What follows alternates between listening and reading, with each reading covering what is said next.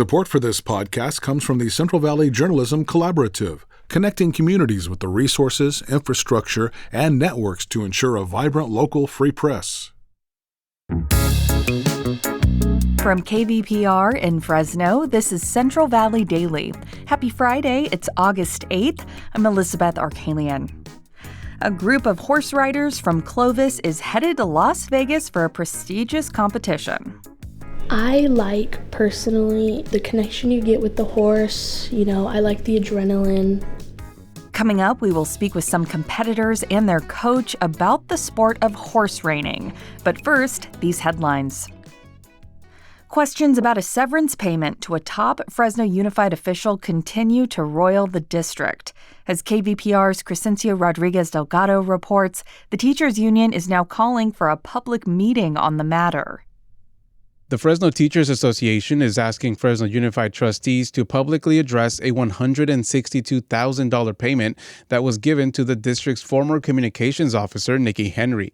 She was placed on leave by the district earlier this summer after admitting to using artificial intelligence to produce a document that contained inaccurate information about the union. She later resigned, but controversy now surrounds her six-figure severance. The teachers' union is questioning the board's process in making the payment, namely because it was made without public knowledge, they say. Union leaders are asking trustees to bring this matter to the public at their meeting next Wednesday. For KVPR News, I'm Crescencio Rodriguez Delgado. The director of public safety in the Kern County city of California City has been placed on paid leave. This comes as an independent investigation looked into whether the city's mayor and a councilman were plotting to fire him. TV station KERO reports that Justin Vincent was placed on leave this week. The week prior, Vincent had filed a lawsuit alleging his colleagues were trying to terminate him.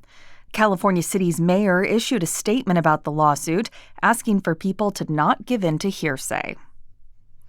E-bikes are everywhere, but safe, secure parking? Not so much. A California law in 2022 aimed to change that by requiring state officials to consider adding bike parking requirements to the building code. But a new law has put those on hold, at least until 2027. That's a setback for bike advocates like Kara Verner, who leads the Napa County Bicycle Coalition. She says developers won't build bike parking if they're not required to. It's imperative to have bike parking, or we will not reap the benefits of all the people who are truly comfortable riding on the road and enjoy doing so. CalBike spokesperson Jared Sanchez says requirements would inspire more people to bike. That's the whole goal for us as an organization, is to encourage folks to bike, but not in the status quo where it's unsafe or just not accessible for a wide range of folks to do that. Advocates say the delay sends the wrong message as more Californians turn to e-bikes. Central Valley farmers are dealing with an infestation of so-called roof rats. The rats are reportedly chewing through irrigation tubes and have even gotten into the almond crops. Officials with the Almond Board of California and researchers from the University of California say the rats are burrowing into the ground. That's a departure from regular behavior, which involves nesting in trees. Some estimates put the damage caused by these rats at $300 million across Fresno, Kings, Merced, and Kern counties. A Bay Area nonprofit is out with a new study looking at which community colleges in the state give the most bang for their buck. And the College of the Sequoias in Visalia landed in the top 10.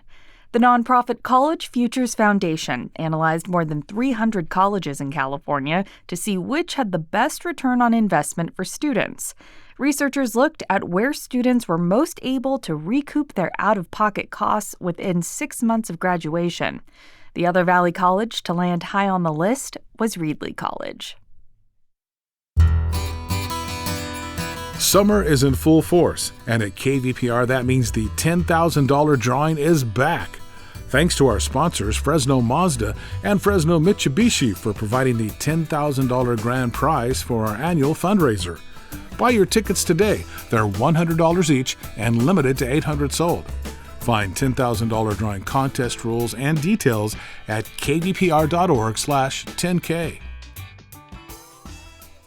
And now to our main story. Just a trot outside of Clovis city limits is a ranch that's home to dozens of horses. Producer Jonathan Linden and I recently made a visit. There we met Allison Kelly. We were looking at a corral full of horses. Those are the males. And, a lot of stuff gets interchangeable. Like, a lot of people will still call, whether the gender is male or female, they'll call anything up to a 2-year-old a colt. Okay. So sometimes our verbiage is not really. Allison helps run the Rick Kelly Performance Horses Ranch. Her husband is the namesake of the facility. And after getting to check out the horses from a distance, Allison opens up a long metal gate. You might hear us when you wake up. And we get up close to see some of the horses, including some of the colts born just weeks ago. One even sniffs our microphone. And while those horses were nice and relaxed, on the other side of the ranch, other horses are hard at work training with their riders. As I speak now, 9 rookie riders from Rick Kelly Performance Horses are headed to Las Vegas. There, they'll be competing in the Run for $1 Million. It's a prestigious event in the Western riding world with over 10 different competitions, including one that has a $1 million prize.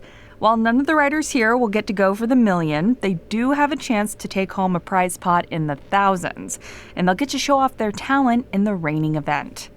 Horse reining is a sport where riders do a specific pattern of moves and spins showcasing their control, including bringing their galloping horse to a precise stop. Sophia Markarian is one of the riders. She's 14 years old and the youngest of the competitors. Sophia told me what she likes most about reining is the connection with her horse. And also, I like the adrenaline. And, you just get to build more relationships with different people. You get to get your name out there, and, it could even set you up to go to like a college. Is that what you aspire to do? Yes, I want to be on a Fresno State team possibly to do the equestrian. But not all the competitors are young bucks. Elisa McCoy is 51, a local teacher, and is competing in the same competition. I rode a little bit when I was in high school and college, and then I took about a 25-year break while I had a family, and just got back into it about 4 years ago. To learn more about the sport of reining, I sat down with owner Rick Kelly. He first told me more about the National Reining Horse Association and how this type of competition works. So the NRHA reining events, basically, you are judged on a series of maneuvers. You're going to do 2 circles large and 1 circle small to the left, 2 circles to the right, 1 small each way. So you have those. You're going to spin to the right, you're going to spin to the left, and usually you're going to have 3 to 4 stops. So each of those maneuvers are judged on a base of 70, and from that you can elevate your score in increments of a plus half, plus 1, plus 1.5. minus a half, minus 1, minus 1.5, according to what the judge views your run and maneuvers to be. On top of that, you have penalties. So if you overspin or underspin, it can be a penalty.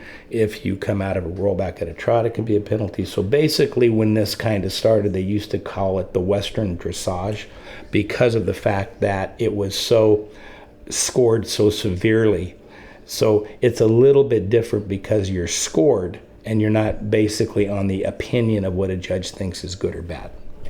So it's very technical, and your control and sort of relationship with the horse and obedience is really on display.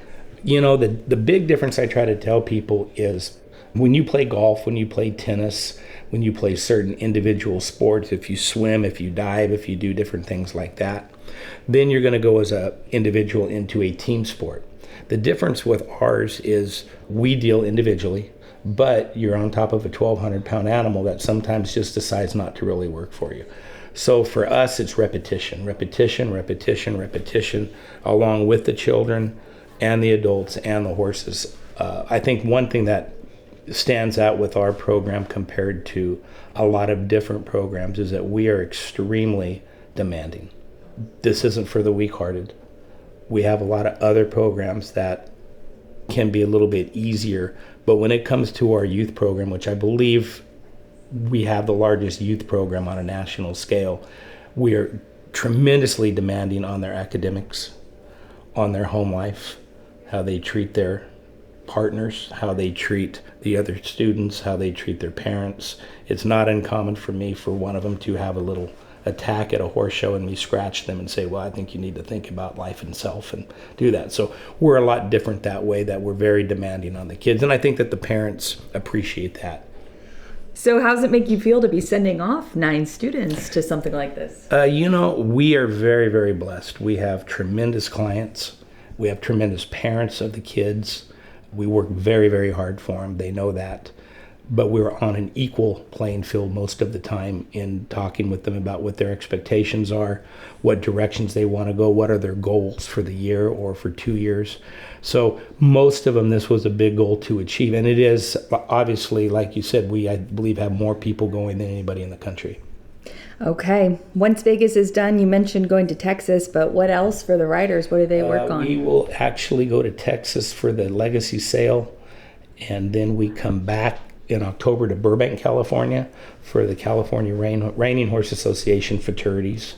And then we'll go to Reno to the West Coast Reining fraternities. And then we will go actually back to Oklahoma City at the end of November, and we'll compete at the NRHA fraternity with, I think, 6 of our horses. Lots to keep up with. Okay, anything else you'd like to add? Actually, just thank you guys for coming, and we'd like to welcome anybody out here to come out and take a look at the babies.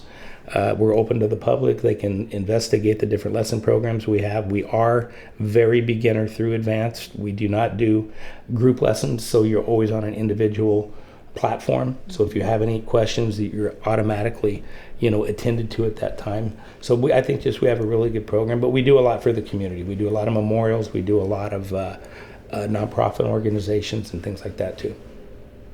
That was my conversation with Rick Kelly. His team of riders are currently on their way to the Run for a Million competition in Las Vegas. Many riders will compete on Monday, but the competition has events every day through August 16th. And that's today's show. Have feedback for Central Valley Daily or maybe a story idea? We would love to hear from you.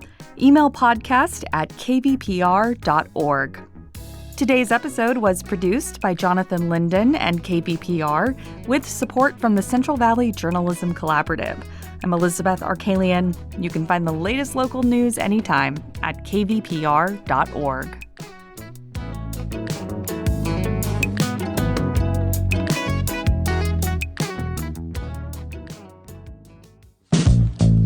These days, there's so much news, it can be hard to keep up with what it all means for you, your family, and your community. The Consider This podcast from NPR features our award-winning journalism. 6 days a week, we bring you a deep dive on a news story and provide the context and analysis that helps you make sense of the news. We get behind the headlines. We get to the truth. Listen to the Consider This podcast from NPR.